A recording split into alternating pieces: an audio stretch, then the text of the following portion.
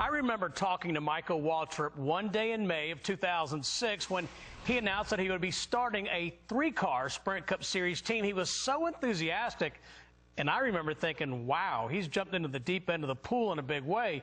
Now, to be sure, it hasn't been easy. From heartbreak to victory lane, it's been a journey. Danielle Trotta has the story. Michael Waltrip, a 2-time Daytona 500 winner, almost went from driving in today's race to watching it on Fox while trying to qualify his Toyota NASCAR. Upon further inspection, punished him for using an illegal substance believed to be found in jet fuel. Oh, no. Oh, for Pete's sake, brother. That is a hard lift.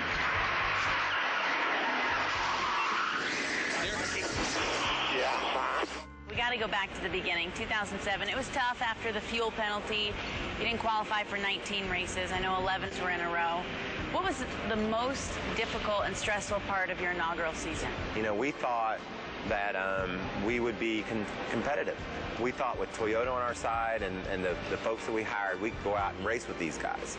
And we were wrong. You know, as far as picking a time to go cup racing, you couldn't have picked a worse time because that was the year that we were doing some races with the new car, the COT at the time, and we had the old car. So not only did we have to build an entire team and enough cars for 3 teams, we also had to build enough cars of the other variety to be able to do both, and it was just crazy. It was a huge undertaking, and we just never seemed to get caught up. We thought we were on it, and we would be competitive, and we could run up front. We even thought we might win, and we didn't even qualify for races.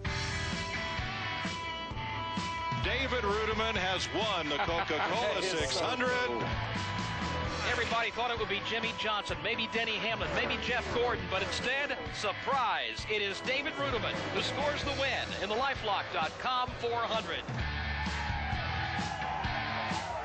As captain of that ship, how'd you start to steer it in the right direction to get where you are now? I have great people around me, Ty Norris, Bobby Kennedy.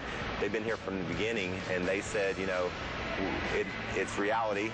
We know where we are, and we have to come up with a plan to get where we want to be. And part of that plan was bringing in a partner. And I met the right guy at the right time. Rob Kaufman bought half my team, and he's as passionate about this place as I am, and that was the key to our survival. There is an oil file coming out on the right side of that car, and he takes it to the garage. A few months ago, last time we talked, Toyotas were down. J.D. Gibbs said that they didn't have the power they necessarily needed. Do you feel like you're back where you guys would like to be? If we don't make the in 2011, it won't be because of the engines. We now have engines that are perfectly capable of performing at a level that will get us into the chase. I feel good about that. I feel good about what we're doing with our cars and what everybody here at MWR is doing to our cars to make them better. And we're too good a team to be 26th or 27th in the points. And we've had really, really good cars with really good speed. And, you know, you hear people say that a lot. Well, we've had good cars, we don't get the finishes. And that's what we've had. We've been in situations that a lot of times not of our own doing, just didn't work out. Oh, you're fired! There you one of you! Somebody better fix it, that's all I'm saying. We're too effing hard for this. Didn't fire anyone. I said they were fired, but a lot of them thought it was funny, which I was happy about. Some didn't think it was so funny, but nobody did get fired, and I don't have the authority to fire anyone anyway.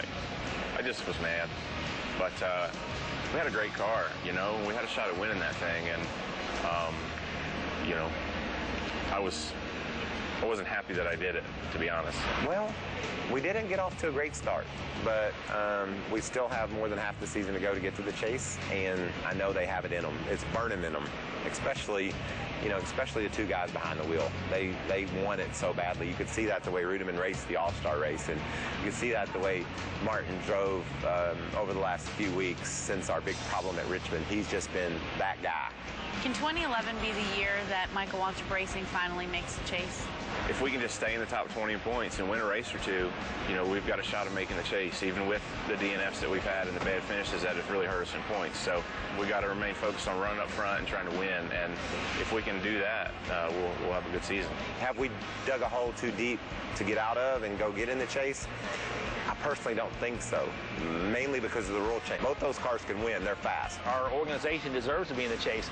Our sponsors, Aaron's and Best Western and Tums, those people deserve to be in the chase, and we want to give them those opportunities to be there, so we need to get to the other side of it and make sure our cars are in the chase to keep people happy. We have to be a chase contending team, and we have to wake up every day like we're so far behind we'll never get caught up.